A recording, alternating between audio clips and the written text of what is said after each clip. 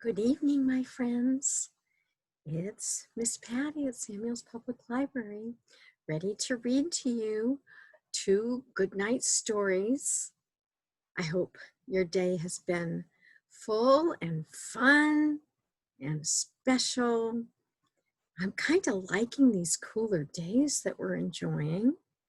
It's so nice to get back to gardening and being outside with it not quite as hot. So I have Mr. Polar Bear, and he's here to say hello because the story is in his honor. Polar Bear is in our story, our first one, and I think you're going to like it. So cuddle up with your special cuddly and maybe a blanket and get ready. So Polar Bear's going to listen to, because this story is about him. And it's called, Please Bring Balloons. Don't you like balloons? Balloons are like instant happy, aren't they? They represent lots of fun celebrating. So Please Bring Balloons by Lindsay Ward. I think you're going to like the illustrations. They're kind of magical.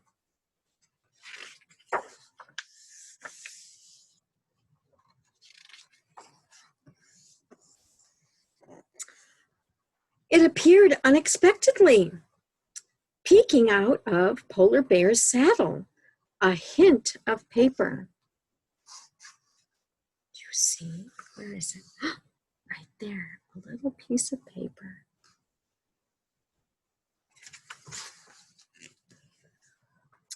Please bring, what's that? A balloon. Emma carefully folded the note into her pocket. She'd never heard of Polar Bears writing notes or asking for balloons, but she decided to play along just in case.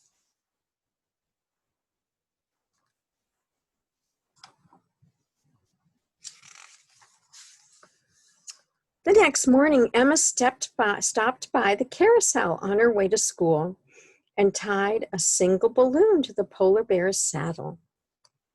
I hope you like red, she whispered. And for just a second, Emma thought she saw him smile. Have you ever been on a carousel, a merry-go-round? One of my children used to call them merry-go-arounds. I liked that.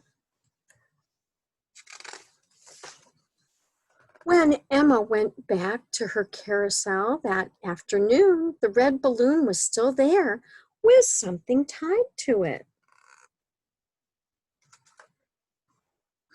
She thought, this must be important. And it said, please bring more.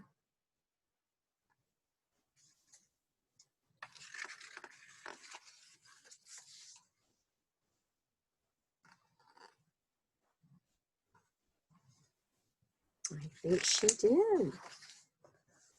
After Emma had tied the last string, she hopped up onto Polar Bear's saddle to wait. At first, nothing happened, but then slowly, the Polar Bear began to move. As they started to lift off the ground, Emma wrapped her arms tight around the Polar Bear's neck, and up they went. Look at that.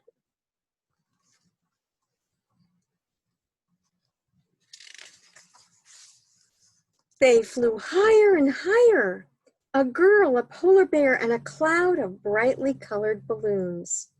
Emma pointed to her house, small and glowing, as they drifted above it.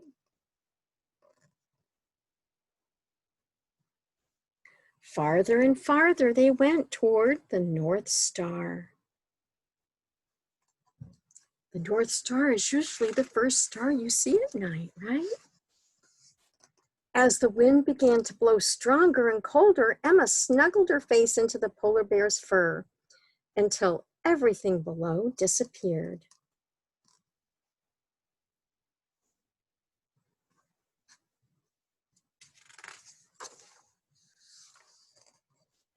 They landed with a quiet thud. Emma slid down his back, sinking into the snow. She had never seen anything like it. But before Emma could say anything, the polar bear set off north, his paws crunching with each step. "Where are we going?" Emma asked as she trailed after him. The polar bear was quiet. Do you think that's the North Pole?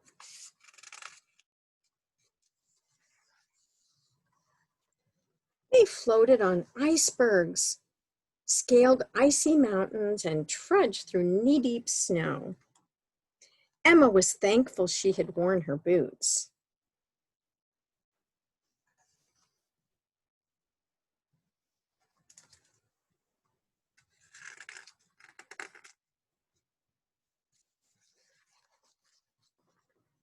Finally, they crept up over the last snowy hill. What is that? And Emma gazed with absolute wonder. It was a polar bear rumpus. A polar bear party. I'll have to back way up to show you. Here we go. From here to there. How fun is that? You're dancing. That was a surprise. Emma and the polar bear danced and danced some more. Do you like to dance?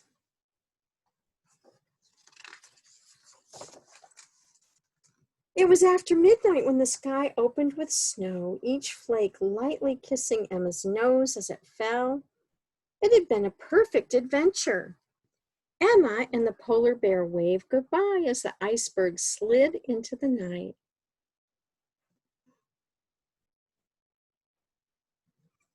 That really is quite the dream.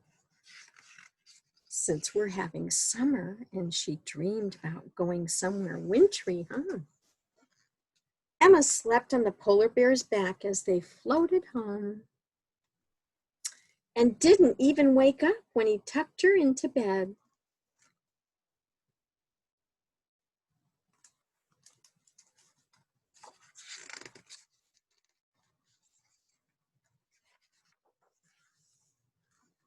The next morning, Emma went to the carousel to find everything as it always was.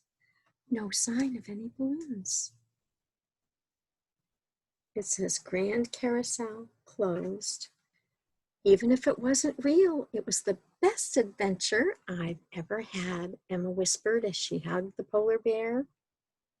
And there, tucked in his saddle, was another note.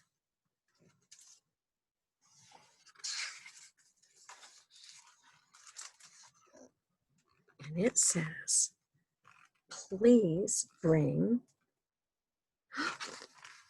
bicycles. Love, PB," for polar bear. Yay! Their next adventure will be on bicycles. And maybe the person, the author that wrote this book, we can hope that they'll write another one. I would like that, wouldn't you? So, our next story is one that I like a lot. And so does Bunny. It's about Bunny's family, and I think you'll like it. Bunny's excited to share it with you. Okay, Bunny's gonna listen with Polar Bear, and it is called When the World is Ready for Bed.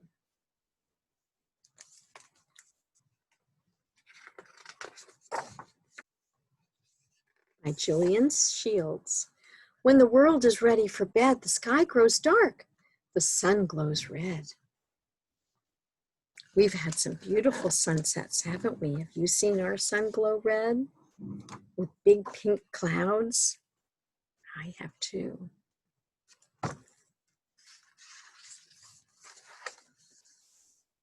The little flowers shut their eyes. The night birds sing their lullabies.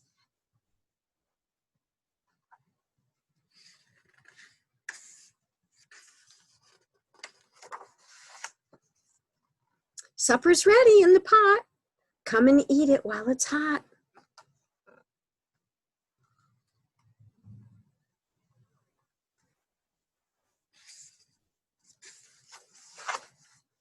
Now clear the room and tidy up. There's a toy and here's a cup. Everybody's cleaning up together.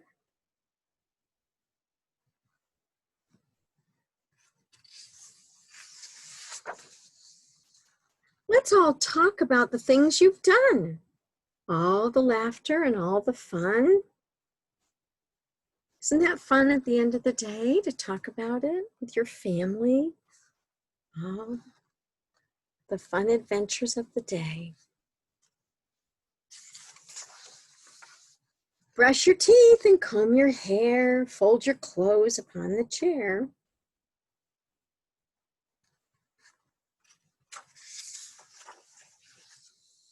Close the curtains, sleepyhead. Find your blanket and cuddle Ted.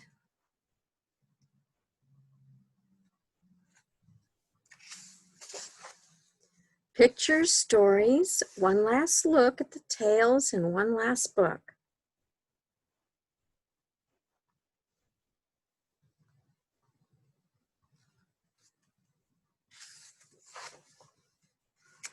The lamp glows softly on the stairs. It's time for kisses, hugs, and prayers.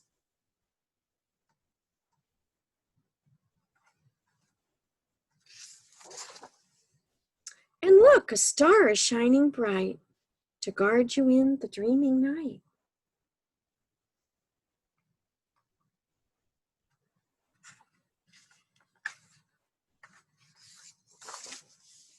Today has nearly slipped away.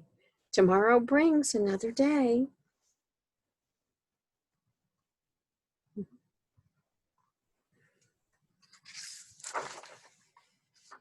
Always lovely, always new. Tomorrow's just for you. All full of possibilities. Yes, every day is special, isn't it? So thank you for listening. I hope you have a good night's sleep and are ready to greet the morning when you wake up. And I hope to see you in the library. Good night.